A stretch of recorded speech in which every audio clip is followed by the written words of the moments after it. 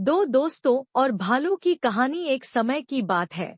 एक छोटे से गांव में दो बचपन के दोस्त रहते थे, अर्जुन और रोहित। दोनों की दोस्ती बहुत गहरी थी और वे हमेशा एक दूसरे के साथ समय बिताते थे। अर्जुन बहुत साहसी और तेजतर्रार था, जबकि रोहित थोड़ा सोच समझ कर काम करने वाला और सतर्क था। दोनों के बीच में हमेशा एक अजीब सा संतुलन था, जो उनकी दोस्ती को मजबूत बनाता था। एक दिन दोनों दोस्तों ने सोचा कि क्यों न जंगल में थोड़ी देर घूमने चला जाए। दोनों जैसे ही जंगल में घुसते हैं, अचानक उन्हें कुछ झाड़ियों से अजीब सी आवाज सुनाई देती है। अर्जुन, जो हमेशा नए रोमांच की तलाश में रहता था, ने कहा, चलो देखते हैं ये क्या है। रोहित थोड़ी देर सोचता है, क्योंकि उसे लगता है कि कुछ गड़बड़ हो सकती है, लेकिन अर्जुन की बात मानकर वह भी उसके साथ चल पड़ा। जैसे ही वे दोनों उस आवाज के पास पहुंचे, अचानक एक विशाल भालू उनकी सामने आ खड़ा हुआ।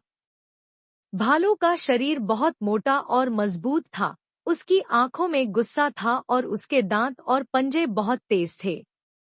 अर्जुन एक पल के लिए हड़बड़ी में आ गया, लेकिन जैसे ही उसने भालू को देखा, उसने जोर से कहा, रोहित, भागो। अर्जुन बिना कुछ सोचे समझे सबसे पास के पेड़ की ओर दौड़ने लगा ताकि वह पेड़ पर चढ़कर अपनी जान बचा सके। लेकिन जब अर्जुन ने पलटकर देखा, तो उसने देखा कि रोहित वहीं खड़ा था, डर के मारे कांप रहा था और भागने की बजाय जड़ हो गया था। रोहित, भागना!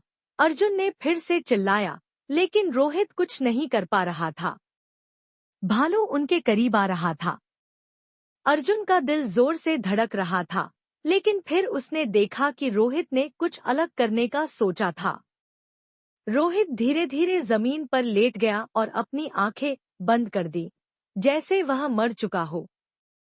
अर्जुन समझ नहीं पाया, लेकिन उसने देखा कि भालू धीरे धीरे उनके पास आकर रोहित को सूंघने लगा।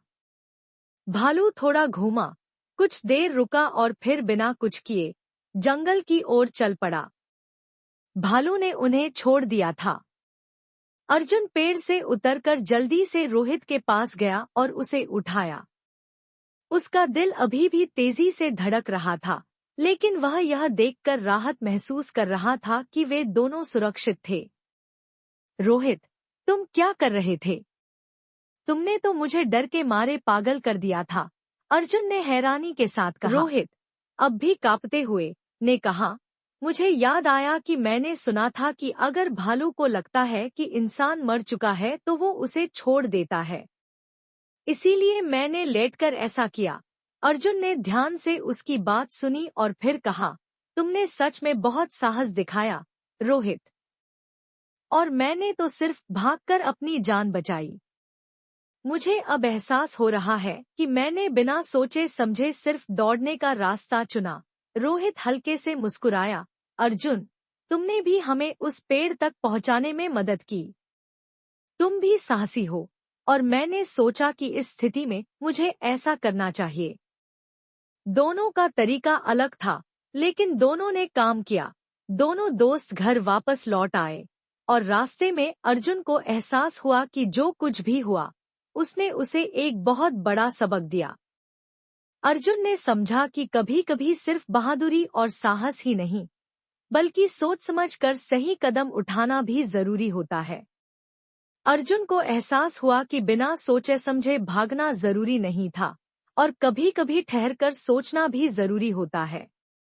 रोहित, अर्जुन ने थोड़ी देर सोचकर कहा, मुझे माफ करना, मैंने तुम्हारी बात नहीं मानी। तुम्हारी सोच समझ और तुम्हारी चतुराई ने हमें बचाया। अब मुझे लगता है कि मुझे और सोचना चाहिए था। रोहित ने हंसते हुए अर्जुन के कंधे पर हाथ रखा और कहा, और मैं भी तुम्हारी बहादुरी का सम्मान करता हूँ। तुम्हारे बिना हम दोनों उस पेड़ तक नहीं पहुँच पाते। हम दोनों का तरीका अलग था, लेकिन हमारा लक्ष्य एक था, हमारी दोस्ती और हमारी सुरक्षा। दोनों दोस्त गांव वापस लौटे और वहां हर कोई उनकी बहादुरी की कहानी सुन रहा था। लेकिन अर्जुन और रोहित जानते थे कि जो उन्होंने उस दिन सीखा वह और भी महत्वपूर्ण था। उन्होंने समझा कि कभी-कभी सिर्फ साहस या सिर्फ समझदारी से काम नहीं चलता, दोनों का सही संतुलन जरूरी होता है।